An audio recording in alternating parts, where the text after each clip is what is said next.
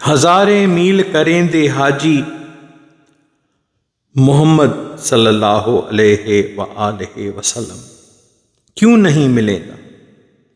हज़ारे मील करेंदे हाजी मोहम्मद क्यों नहीं मिलेंदा। हिकड़े वेंदे वापार दे सांगे उतई सौदा सस्ता मिलेंदा। हिकड़े वेंदे बेख बिख्या लाए पिन के पेट पलेंदा। हिकड़े वेंदे काण मज़ूरी जनब उतां ही जालेंदा। हिकड़े वेंदे ऐश अयाश लाए दुनिया गौर करेंदा। हिकड़े वेंदे शौक़ ही नाल इत्थां हाजी लोक सॾेंदा। जैसी नफ्स खबीस न मारी हाजी, जैसी नफ्स खबीस न मारी हाजी अरबी ढोल न मिलंदा। जैसी नफ्स खबीस न मारी हाजी अरबी सल्लल्लाहु अलैहि वसल्लम ढोल न मिलंदा। सच्चा हाजी उही को आखी जे जानण चन जंहिंकू घर वेठे घोट पिया मिलेंदा। अंधा अरबुस्तान वया, अंधा अरबुस्तान वया सजन ॾिठो हित। अंधा अरबुस्तान वया सजन ॾिठो हित। अंधन पंध अजाया न ॾिठाऊं हित न हुत। अंधन पंध अजाया न ॾिठाऊं हित न हुत। जानण चन चवे मत मोगन खां मुंझी वई। आशिकन अहराम उम्र जो, आशिकन अहराम उम्र जो वींदे क़यामत ताईं। हाजिन अहराम टे ॾिहाड़, हाजिन अहराम टे ॾिहाड़ वरी साॻियो गन कुहाड़ी। छॾे इश्क अल्लाह जो ॾिनाऊं क्याड़ी, छॾे इश्क अल्लाह जो ॾिनाऊं क्याड़ी। जानण चन चवे वारीअ जी माड़ी, जानण चन चवे वारीअ जी माड़ी। अॾे अॾबी कीन की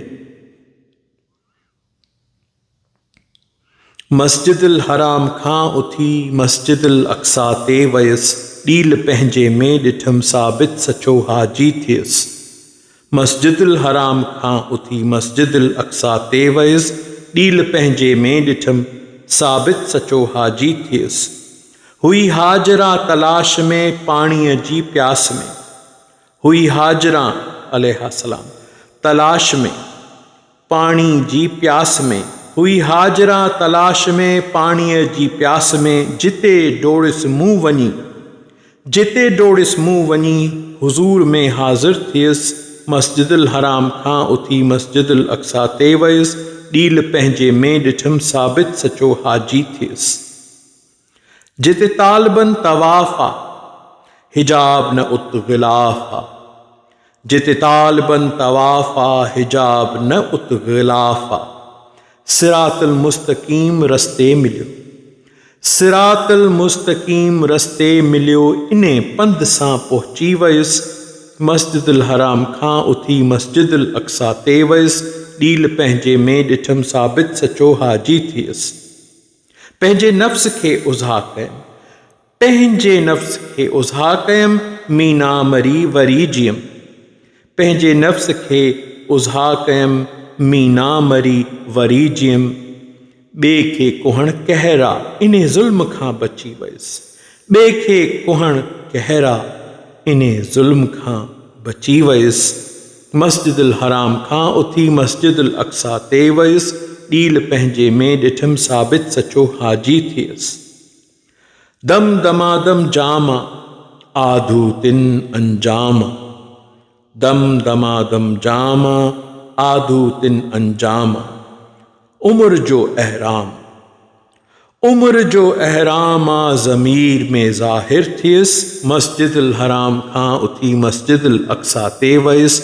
ॾील पंहिंजे में ॾिठमि साबित सचो हाजी थियसि।